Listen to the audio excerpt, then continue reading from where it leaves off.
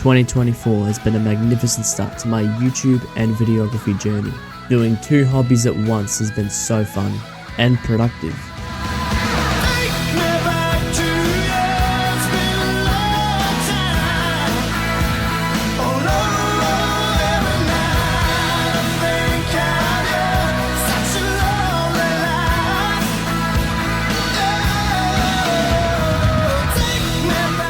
So I'm glad to announce this video as my best captures of the year.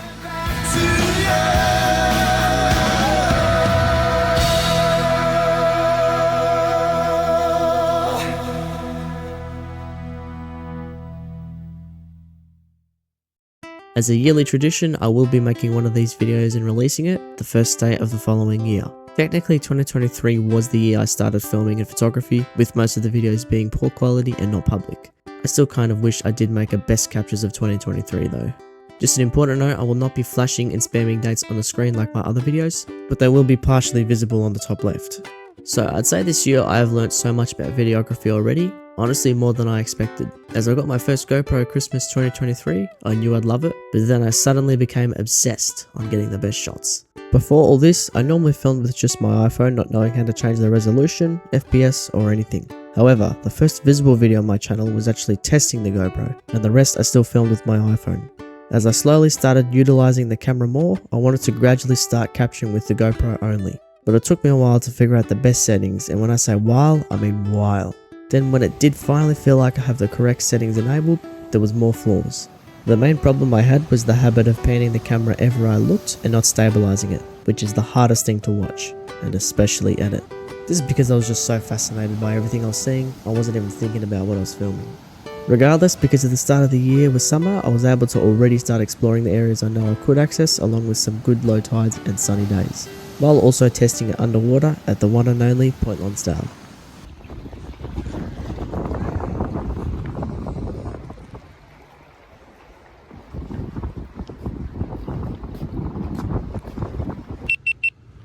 That was so loud. I did make the beeps nice and loud. Then sometimes I catch a ferry from Point Lonsdale to Sorrento. I did it more towards the start of the year because I love it, but now I don't like to do it because I actually have to pay for it and it's a lot of money. And as you can see, putting the video in time lapse, you can really see how much I move the camera. That wall there is what it really hits. Wrapping up January, I went to multiple different areas including Sphinx Rock and Jubilee Point, where I saw my first quote-unquote impact zones. Again, absolutely oblivious to the stability and where the camera was pointing. An impact zone can mean many different things, but I have kinda made up my own definition for it.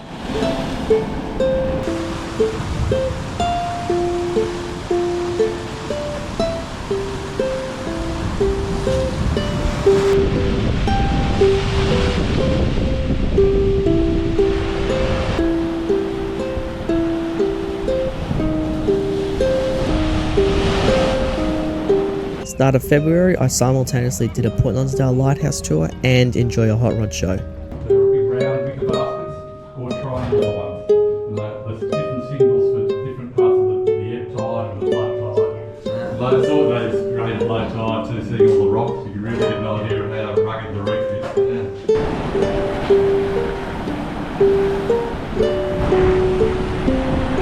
Whooshla. Whoa. This was a more choppy day at Point Lonsdale and I went a little bit too close. I had to learn the hard way. Whoa. Whoa. But getting knocked over by large waves is pretty fun though, as long as it's not life-threatening. How shallow it is. It's so shallow. You can tell because all the seaweed, all the long bits are starting to come out of the water. Further on, I attempted to show the Point Lonsdale currents underwater. A bit more harder.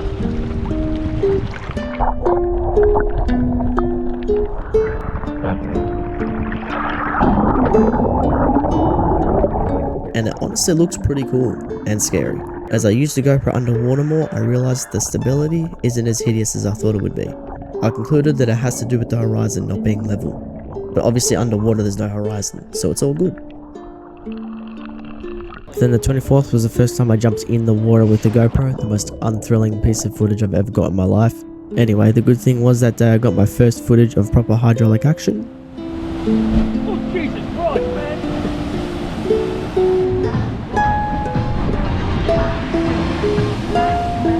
Once again, I only had the floating hand grip, so I couldn't really stabilize anything.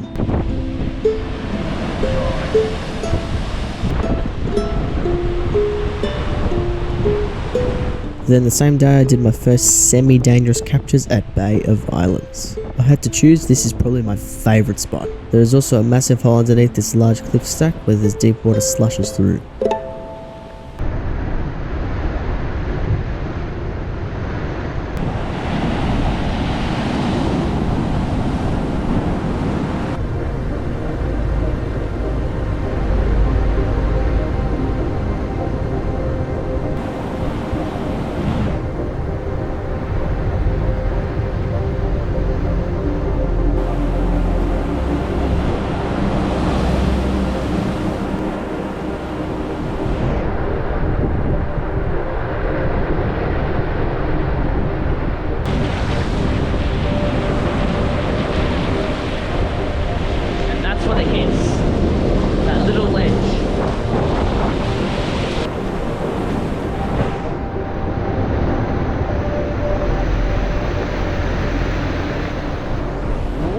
I definitely know for sure there's going to be some people watching this thinking I'm very dumb for going close. But as long as you're watching the water 24/7 and know how sets work, I can't see why not.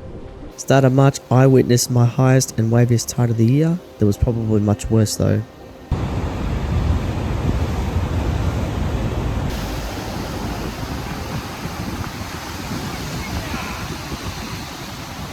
Anyhow, moving on to the 9th and 10th, there was the heatwave weekend with 40-degree days, so we decided to camp our car and explore the wonders of the geographical landscape. I have yet to make a video about Sorrento Back Beach itself, about the rocks there and everything, but for now here's the clips I will share that has already been uploaded.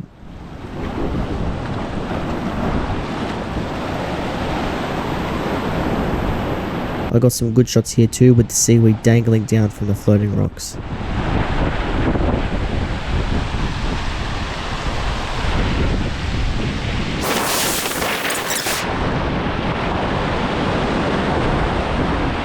And this here is the very first impact zone I ever witnessed in action.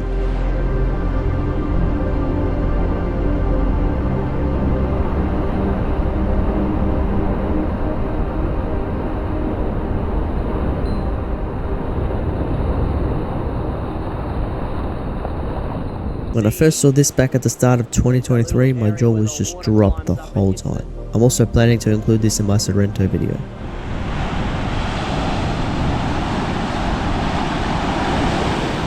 Here's a speed run of me swimming with bull cap.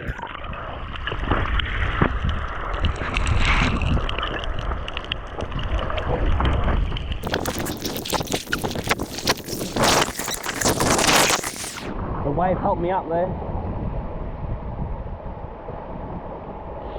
Back to Bay of Islands, here it is on the following day with a low swell. Here's that impact zone that I can't stop saying. The rock on the bottom gives the wave a really good run up. Big thing just broken off here. End of March, I became more intrigued to the rocks at Sorrento Back Beach with slight more waves.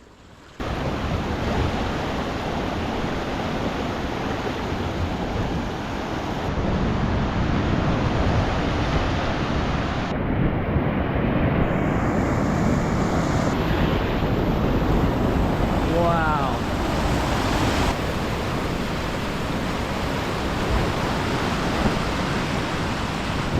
All the while visiting a new spot called London Bridge. No, it's not actually shaped like a bridge. Kind of. Even though it was low tide, it was too wavy to capture the rocks close to the edge. Clearly I wasn't the only one with that in mind. Yeah. Thank you. Just got told by the lifeguard there not to go near the edges. Yeah, a lifeguard gave me a warning, to which I obliged. But inside the actual rock bridge, I did manage to show all kinds of landscape there is, and later on you'll see what it's like on high tides. Here before. Whoa. So it's towards the edge. Wow. Wow.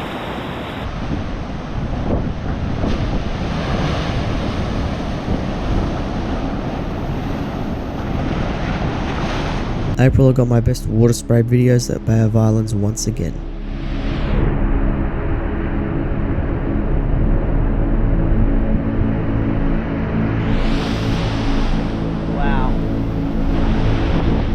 I reckon this takes the cake for best captures I have not posted on YouTube.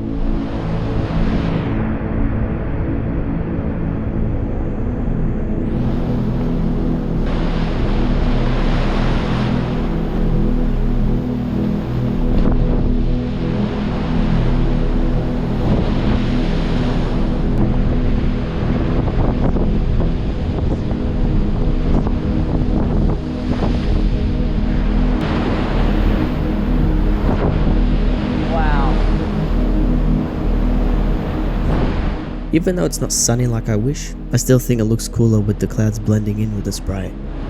Wow.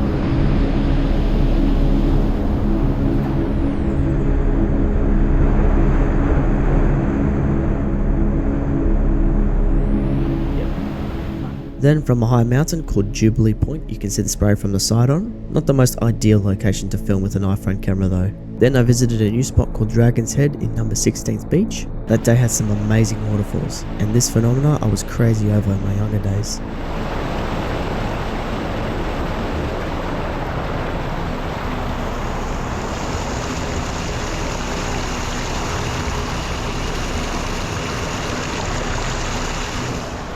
Finishing April came another all-day high tide with sunny and glassy conditions. So glassy it made me slip. Yeah, not really, but I am clumsy though. Ouch. Ouch, ouch.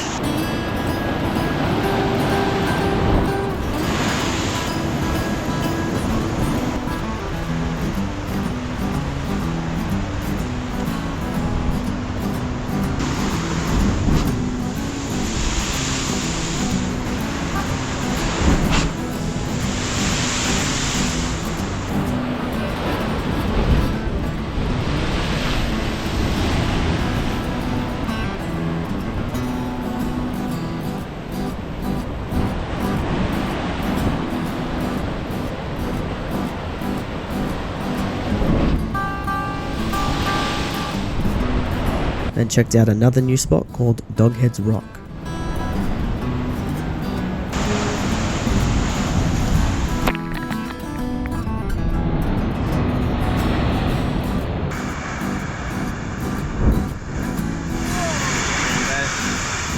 Mid-May I did a hard pivot in video quality and started utilising CapCut more, taking advantage of a beautiful sunny low tide big swell day. Perfect combination.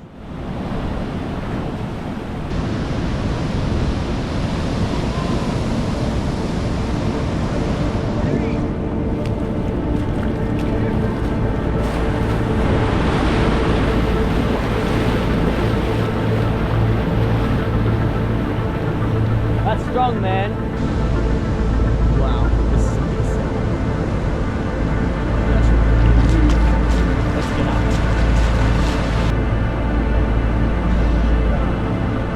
Went on top of Jubilee Point again with a slightly better shot. I must say justice for June for not having any videos. I tried making a winter solstice special about salt water and how it is good for your skin. Flopped so hard I got rid of it. July was focused on a whole new phenomena, most likely has a proper name but I call it water mountains, mainly at London Bridge. Even though in the moment I thought I was making history, I had more footage flaws because I filmed 4K 120fps on a cloudy day, which is a no-no. Then I had the idea to compare a cloudy versus sunny day, so I revisited London Bridge again and the day was beaming. So beaming, I didn't think to read the water first, and got knocked over by a wave while it snatched the GoPro out of my hand into a deep rock pool behind me. I tried looking for it the following weekend and was greeted with this. So this GoPro you're watching from is lost underwater right now. Afterwards I frantically bought a new GoPro and holidayed out of winter to Noosa Heads in Queensland, with the sun always being out and the water being pristine.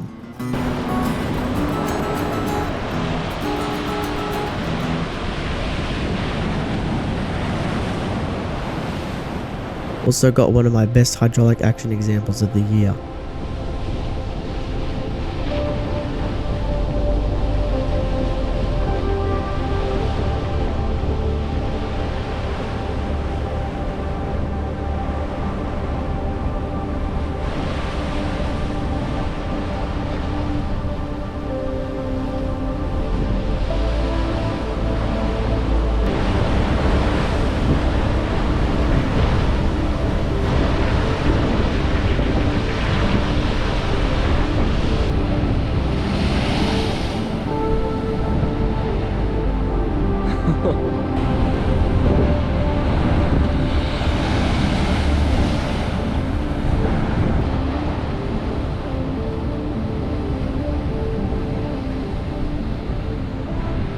Back home I tried looking for the GoPro with another beaming day and was excited, but I couldn't actually find it.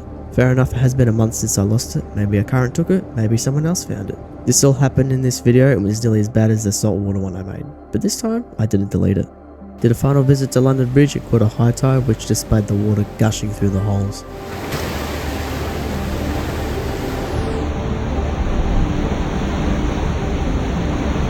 Now the highlight was capturing my best examples of the majestic water mountains.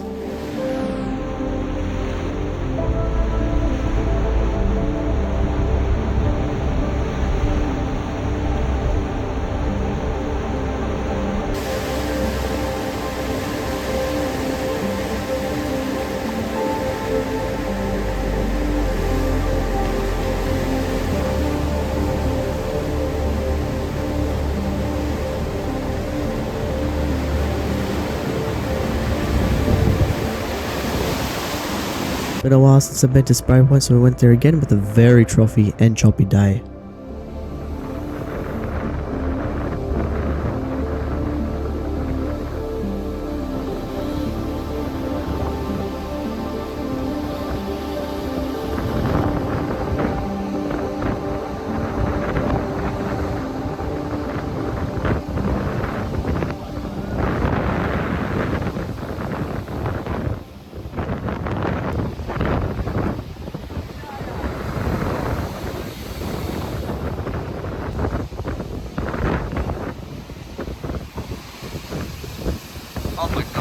I have already explained why I like trophy and choppy days, but for now let's continue.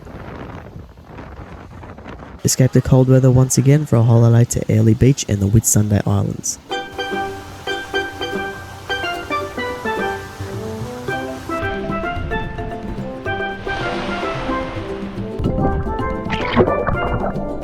Then as we headed into spring and summer, the next focus was a proper Spray Point video. I managed to get 6 whole different days worth of footage for both the Spray Point video and Sorrento video at the same time.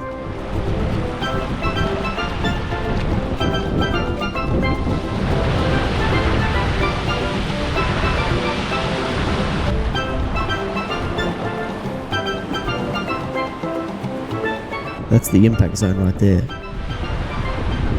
I like to call this the bathtub spot.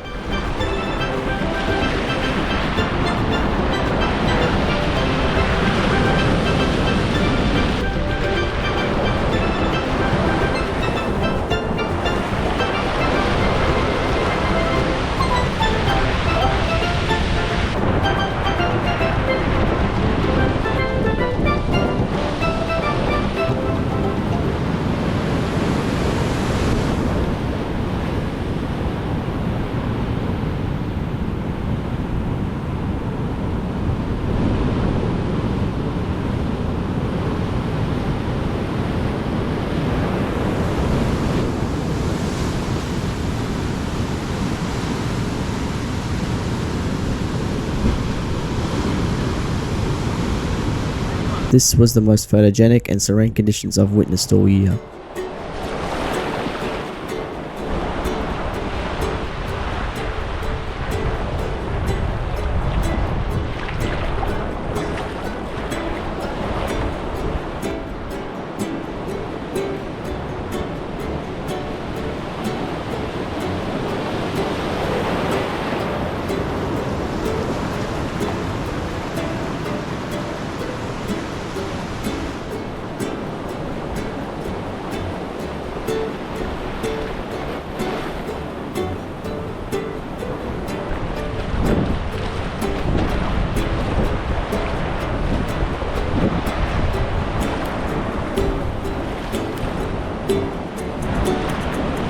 Surging into November was the first day I've fully used all my batteries. Where I'm positioned right now is on top of a rock that I've wanted to go on for ages. But when the tide is too high and strong, it is a lot more risky to walk there.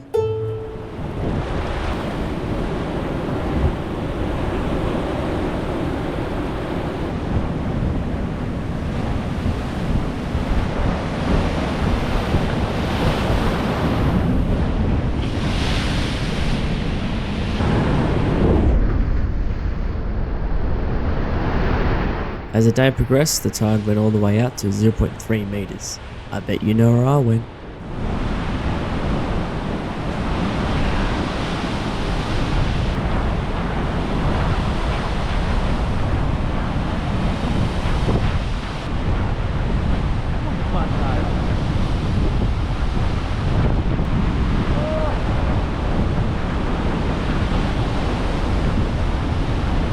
Out of everything, I'd have to say November I got my 3 best and most productive low tides of the year. Can't forget December too. I'm sure you're starting to see a pattern here. You can really get a feel of how rugged the rocks are here. This right here was the final footage I needed to spray point.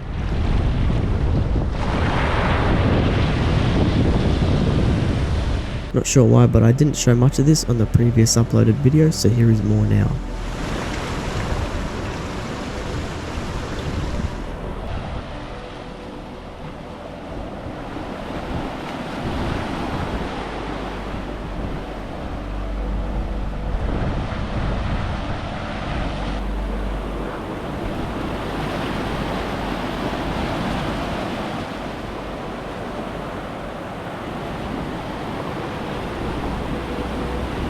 This is my best shot so far of the impact zone.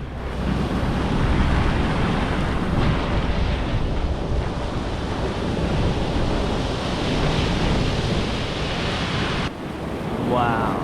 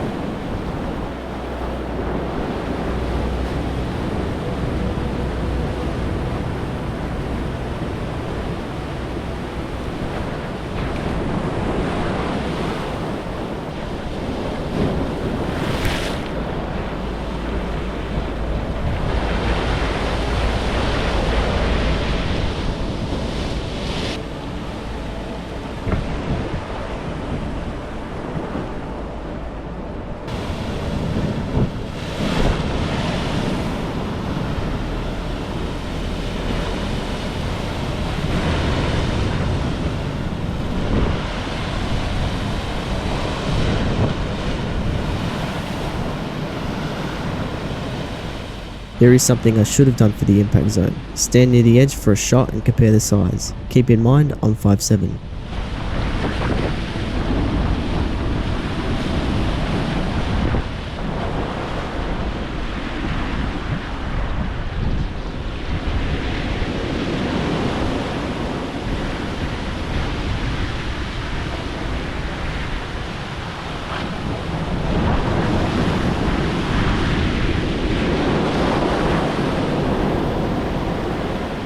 Moving forward, I was gifted with another low calm tide and explored mainly the Dragon's Head.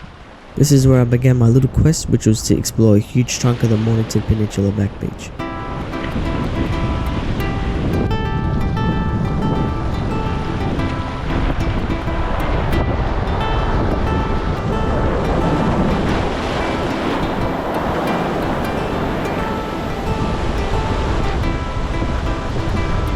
Swashing into December, I did my last bit of exploring and found multiple rock formations.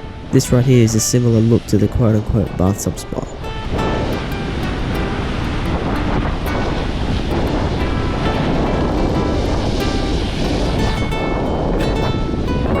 That is sick.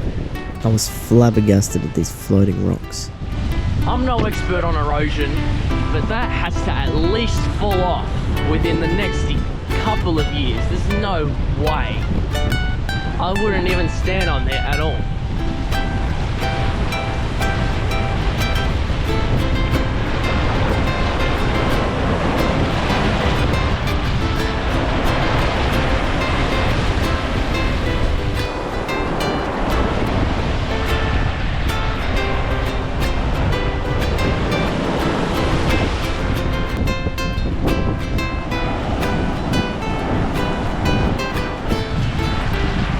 Literally standing on this. I didn't even realize.